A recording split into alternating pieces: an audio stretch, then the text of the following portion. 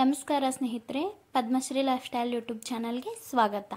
ಸ್ನೇಹಿತರೆ, ಇವತ್ತಿನ ವಿಡಿಯೋದಲ್ಲಿ ನಾವು ಯಾವ ರೀತಿಯಾಗಿ ಹಣಕಾಸನ್ನು ಅಂದರೆ ದುಡ್ಡನ್ನು ಉಳಿಸಬಹುದು, ನಾವು ಹೆಣ್ಮಕ್ಳು ಮನೆಯಲ್ಲಿ ಇದ್ಕೊಂಡೇ ನಮ್ಮ ಒಂದು ಏನಾದರೂ ಸಾಮಗ್ರಿಗಳನ್ನು ತೆಗೆದುಕೊಳ್ಳುವಂತಹ ಆಸೆ ಇರುತ್ತೆ. ಬೆಳ್ಳಿ ಬಂಗಾರವನ್ನು ತೆಗೆದುಕೊಳ್ಳುವಂಥ ಆಸೆ ಪ್ರತಿಯೊಬ್ಬರಿಗೂ ಇರುತ್ತೆ. ಆದರೆ ನಮ್ಮ ಹತ್ರ ದುಡ್ಡು ಉಳಿತಾ ಇರಲ್ಲ ಮತ್ತು ಉಳಿತಾಯ ಆಗ್ತಾ ಇರೋದಿಲ್ಲ. ಇಂಥದ್ರಲ್ಲಿ ನಾವು ಯಾವ ರೀತಿಯಾಗಿ ಕೆಲವೊಂದು ನಿಯಮಗಳನ್ನು ಪಾಲಿಸಿ ದುಡ್ಡನ್ನು ಉಳಿತಾಯ ಮಾಡಬಹುದು ಅಂತ ಇವತ್ತಿನ ವಿಡಿಯೋದಲ್ಲಿ ನಾನು ಉಪಾಯ ಮಾಡಿದಂತಹ ಒಂದು ವಿಡಿಯೋವನ್ನು ನಿಮ್ಮ ಜೊತೆ ಶೇರ್ ಮಾಡ್ಕೊಳ್ತಾ ಇದ್ದೀನಿ. ಅಂದರೆ ನಾನು ಯಾವ ರೀತಿಯಾಗಿ ದುಡ್ಡನ್ನು ಉಳಿತಾಯ ಮಾಡಿದೆ, ಒಂದು ವರ್ಷದಲ್ಲಿ ನಾನು ಎಷ್ಟು ದುಡ್ಡನ್ನು ಉಳಿತಾಯ ಮಾಡಿದೆ ಮತ್ತು ಅದು ಹೇಗೆ ಅಂತ ತಿಳಿಸ್ಕೊಡ್ತಾ ಇದ್ದೀನಿ. ಈ ವಿಡಿಯೋ ಪ್ರತಿಯೊಬ್ಬರಿಗೂ, ಪ್ರತಿಯೊಬ್ಬ ಮಹಿಳೆಯರಿಗೂ ಹೆಲ್ಪ್ ಆಗುತ್ತೆ ಅಂದ್ಕೊಳ್ತೀನಿ.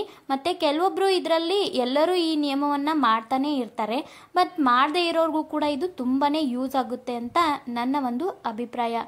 ದುಡ್ಡಂದರೆ ಎಷ್ಟು ಇಂಪಾರ್ಟೆಂಟ್ ಅಂತ ದುಡ್ಡು ಇಲ್ದವ್ರಿಗೆ ಮಾತ್ರ ತಿಳಿಯುತ್ತೆ. ದುಡ್ಡು ಇದ್ದವ್ರಿಗೆ ಏನೇನೋ ಕೈಯಿಂದ ಮಾಡಿಸುತ್ತೆ ಮತ್ತು ಏನೇನೋ ಅವರು ತಮ್ಮ ಎಲ್ಲ ಆಸೆಗಳನ್ನು ಈಡೇರಿಸ್ಕೊಳ್ತಾ ಇರ್ತಾರೆ. ಆದರೆ ದುಡ್ಡು ಇಲ್ಲದೆ ಇರೋರು ಹೇಗೆ ನಾವು ಉಳಿತಾಯ ಮಾಡಬೇಕು ಅಂತ ನಮ್ಮ ಸ್ವಂತ ವಿಚಾರದಿಂದ ತಿಳ್ಕೊಂಡು ನಾವು ದುಡ್ಡನ್ನು ಉಳಿತಾಯ ಮಾಡಬೇಕಾಗುತ್ತೆ.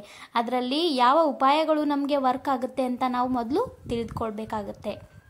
ಸೊ ಸ್ನೇಹಿತರೆ, ಈ ದುಡ್ಡನ್ನು ಉಳಿತಾಯ ಮಾಡೋಕ್ಕೂ ಒಂದು ಒಳ್ಳೆಯ ದಿನವನ್ನು ನಾವು ಆರಿಸ್ಕೊಳ್ಬೇಕಾಗತ್ತೆ. ಅದರಲ್ಲೂ ವರ್ಷದಲ್ಲಿ ಬರುವಂತಹ ಅಕ್ಷಯ ತೃತೀಯ ಹಬ್ಬ ಇದೆಯಲ್ಲ, ನಾವು ಮಾಡುವಂತಹ ನಾವು ಯಾವುದೇ ಒಂದು ಚಿಕ್ಕ ಕೆಲಸ, ಒಳ್ಳೆಯ ಕೆಲಸ ಮಾಡಿದ್ರು ಅದು ನಮಗೆ ಅನಂತ ಫಲಗಳನ್ನು ನೀಡುತ್ತೆ. ಹಾಗೆಯೇ ದುಡ್ಡು ಉಳಿತಾಯ ಮಾಡೋದಕ್ಕೂ ಕೂಡ ಇದೊಂದು ಒಳ್ಳೆಯ ದಿನ ಅಂತ ಹೇಳ್ಬೋದು.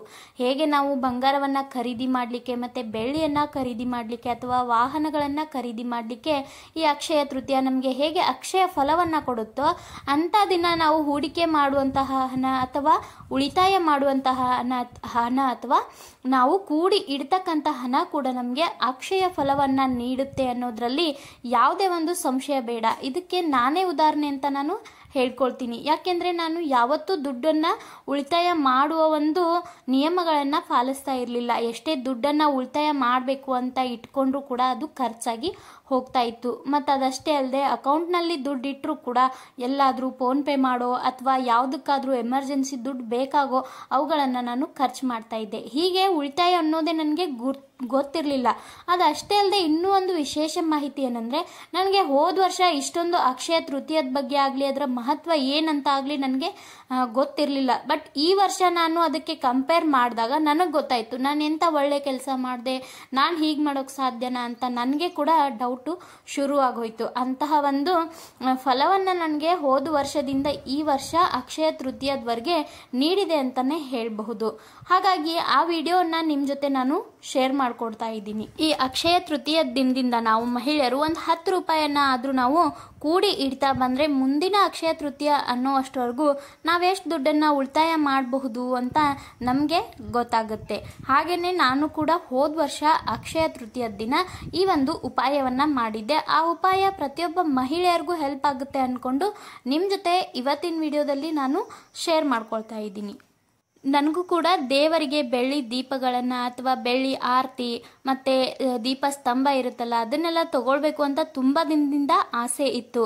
ಬಟ್ ಅದನ್ನು ನಾನು ಯಾವ ರೀತಿ ಮಾಡ್ಬೋದು ಅಂತ ನನಗೆ ಗೊತ್ತಾಗಿರಲಿಲ್ಲ. ಅದೇ ಹೋದ ವರ್ಷ ನಾನು ಅಕ್ಷಯ ತೃತೀಯ ದಿನ ಒಂದು ಶಪಥವನ್ನು ಮಾಡಿ ನಾನು ಮುಂದಿನ ವರ್ಷ ಅನ್ನೋಷ್ಟರಲ್ಲಿ ಆಗಲಿ ಅಥವಾ 2 ವರ್ಷ ಹೋಗಲಿ ಅಷ್ಟರಲ್ಲಿ ನಾನು ಏನಾದರೂ ಮಾಡಿ ಈ ದೀಪಗಳನ್ನು ಅಥವಾ ದೇವರಿಗೆ ಏನಾದರೂ ನಾನು ತೆಗೆದುಕೊಳ್ಬೇಕು ಅಂತ ಒಂದು ಗಟ್ಟಿಯಾದ ಮನಸ್ಸನ್ನು ಮಾಡಿಕೊಂಡಿದ್ದೆ.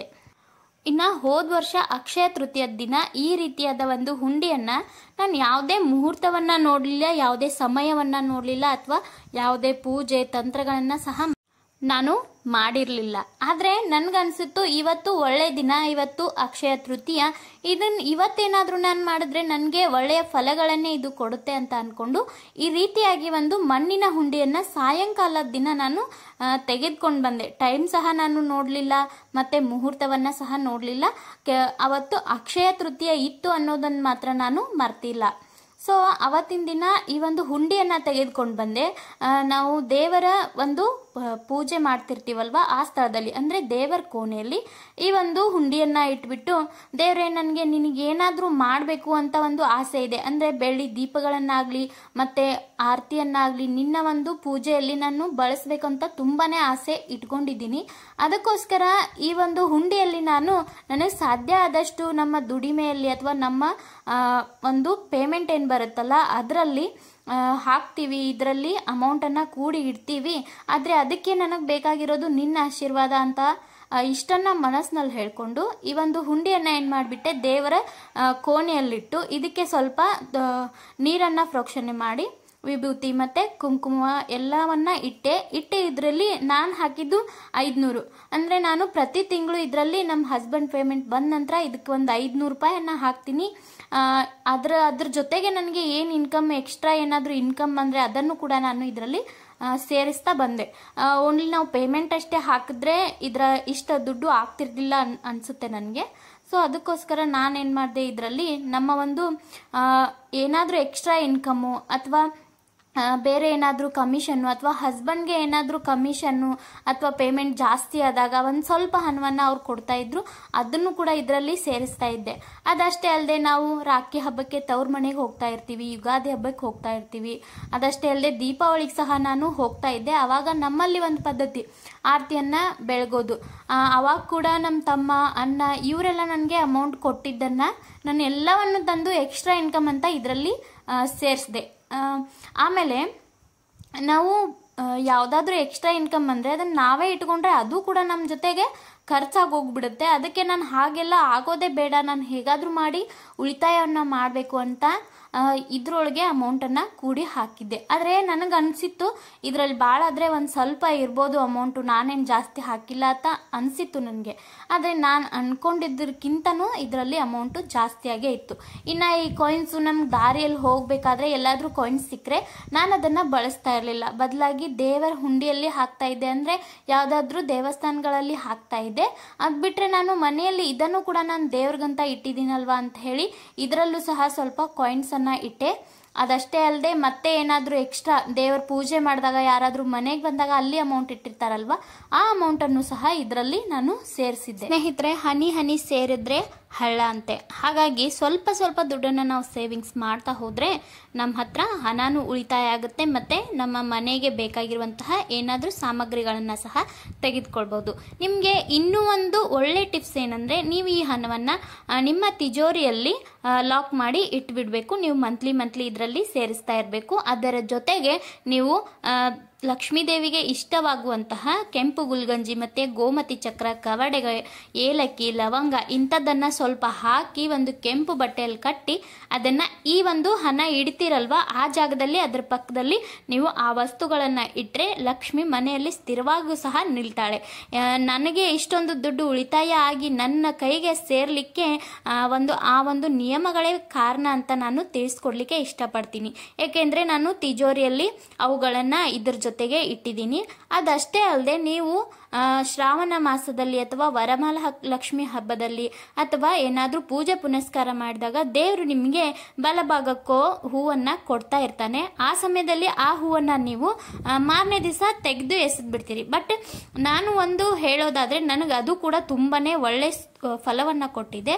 ಆ ಒಂದು ಹೂವನ್ನು ನೀವು ತೆಗೆದುಕೊಂಡು ಈ ಒಂದು ಕೆಂಪು ಗುಲ್ಗಂಜಿ ಅದು ಏನು ಇಟ್ಟಿರ್ತೀರಲ್ವ ತಿಜೋರಿಯಲ್ಲಿ ಅದರ ಹತ್ರ ನೀವು ಅದನ್ನು ಇಡಬೇಕು. ಆ ಹೂವನ್ನು ಅದೇ ತಕ್ಷಣ ಅಂದರೆ ನೀವು ಪೂಜೆ ಮಾಡುವಾಗ ಅಥವಾ ದೇವರಿಗೆ ನಮಸ್ಕಾರ ಮಾಡುವಾಗ ಆ ಒಂದು ಹೂವು ಅಲ್ಲಿ ಬಿದ್ದಿರುತ್ತಲ್ವ ಅದನ್ನು ತೆಗೆದುಕೊಂಡು ಹೋಗಿ ಮಹಾಲಕ್ಷ್ಮಿಯ ಒಂದು ಆಶೀರ್ವಾದ ಅಂತ ತಿಳ್ಕೊಂಡು ಆ ಹೂವನ್ನು ಸಹ ನಿಮ್ಮ ಒಂದು ತಿಜೋರಿಯಲ್ಲಿ ಇಟ್ಕೊಳ್ಳಿ. ಇದು ಕೂಡ ನಿಮಗೆ ಒಳ್ಳೆ ಫಲವನ್ನು ನೀಡುತ್ತೆ ಅಂತ ನನ್ನ ಅನಿಸಿಕೆ. ಏಕೆಂದರೆ ನನಗೆ ಇಂತಹ ಅನುಭವಗಳು ಸಾಕಷ್ಟು ಆಗಿದೆ. ಅದಕ್ಕೋಸ್ಕರ ಸೊ ಈ ವಿಡಿಯೋ ಇಷ್ಟ ಆಗಿದ್ರೆ ವಿಡಿಯೋ ಲೈಕ್ ಮಾಡಿ. ಇನ್ನು ಯಾರು ಚಾನಲ್ಗೆ ಸಬ್ಸ್ಕ್ರೈಬ್ ಮಾಡ್ಕೊಂಡಿಲ್ವೋ ದಯವಿಟ್ಟು ಸಬ್ಸ್ಕ್ರೈಬ್ ಮಾಡಿಕೊಂಡು ಪಕ್ಕದಲ್ಲಿರೋ ಬೆಲ್ ಐಕನನ್ನು ಕ್ಲಿಕ್ ಮಾಡಿ. ನಮ್ಮ ವಿಡಿಯೋದ ಎಲ್ಲ ನೋಟಿಫಿಕೇಶನ್ಗಳು ನಿಮಗೆ ಸಿಗುತ್ತೆ. ಮತ್ತು ಈ ಕಾಯಿನ್ಸನ್ನು ನಾನು ಬಳಸ್ತಾ ಇಲ್ಲ, ಇದನ್ನು ಮತ್ತೆ ಅಕ್ಷಯ ತೃತೀಯ ದಿನ ಒಂದು ಬೇರೆ ಹುಂಡಿಯನ್ನು ತೆಗೆದುಕೊಂಡು ಬಂದು ಅದರಲ್ಲೇ ಇದನ್ನು ಸೇರಿಸಿ ಇಟ್ಬಿಡ್ತೀನಿ. ಅದಷ್ಟೇ ಅಲ್ಲದೆ ಅಕ್ಷಯ ತೃತೀಯ ದಿನ ನಾನು ಏನು ಪರ್ಚೇಸ್ ಮಾಡ್ತೀನೋ ಅದನ್ನು ಕೂಡ ನಿಮ್ಮ ಜೊತೆ ನಾನು ಶೇರ್ ಮಾಡ್ಕೊಳ್ತಾ ಇದ್ದೀನಿ. ಸೊ ಮುಂದಿನ ವಿಡಿಯೋಗಾಗಿ